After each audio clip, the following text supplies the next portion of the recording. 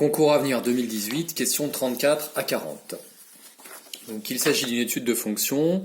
À x, on associe g de x égale ln de e au carré sur f de x.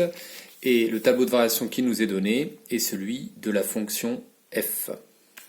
Première question, calculer g de 0.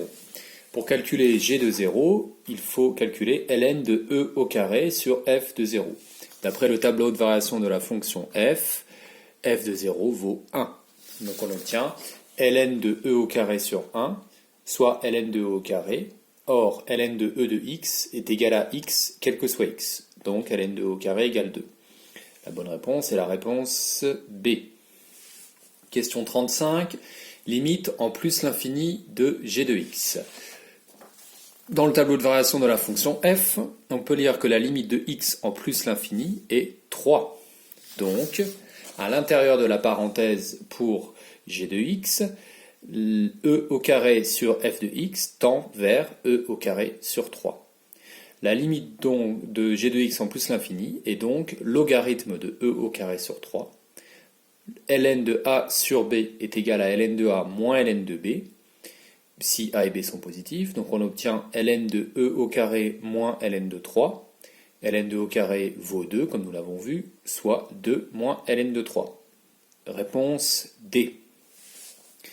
Question 36. Il faut maintenant étudier la limite en moins l'infini. En moins l'infini, quand x tend vers moins l'infini, f de x tend vers plus l'infini. Donc à l'intérieur de la parenthèse, e au carré sur plus l'infini, l'intérieur de la parenthèse va tendre vers 0 plus.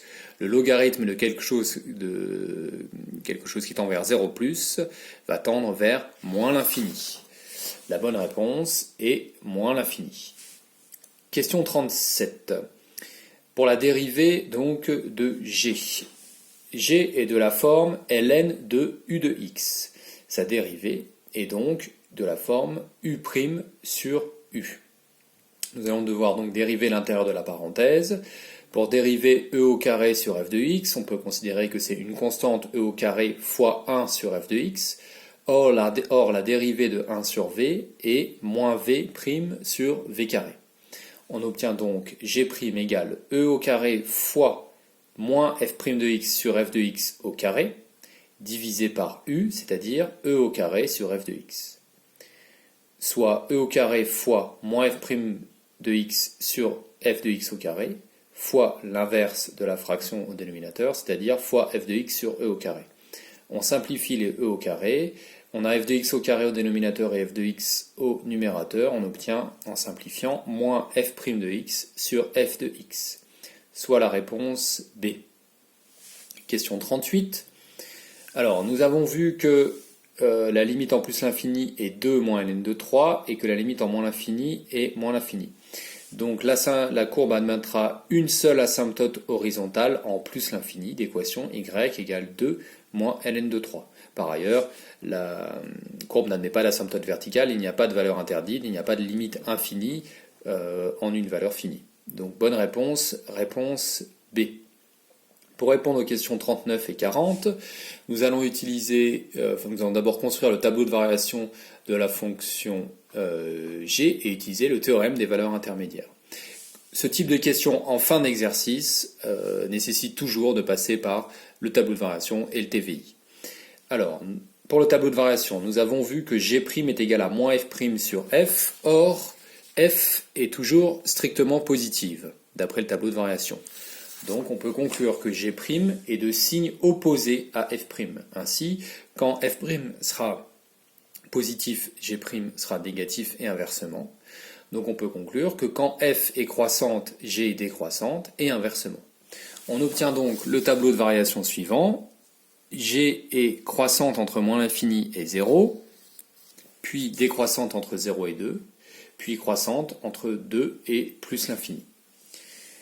On indique les limites que nous avons trouvées, la valeur particulière. Il nous reste à calculer g de 2, soit ln de e au carré sur f de 2. Or, f de 2 vaut 2e, donc on obtient ln de e au carré sur 2e, soit ln de e sur 2. Question 39. g de x égale moins 100. Nous voyons qu'entre moins l'infini et 0, g de x varie de moins l'infini à 2. Donc d'après le théorème des valeurs intermédiaires, moins 100 qui est situé dans l'intervalle moins l'infini 2 admet un antécédent dans l'intervalle moins l'infini 0.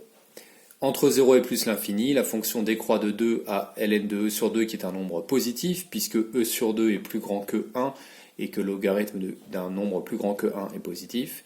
Puis après, croît, donc entre 0 et plus l'infini, moins 100 n'aura pas d'antécédent. Donc la bonne réponse est une solution dont on sait qu'elle est entre moins l'infini et 0. Réponse B. Pour la question 40, g de x égale 3 n'admet aucune solution puisque la fonction est croissante jusqu'à 2, décroissante, puis croissante avec pour limite 2 moins ln de 3 qui est plus petit que 2. ln de 3 est positif. Donc g de x égale 3 ne peut admettre d'antécédent. Bonne réponse A.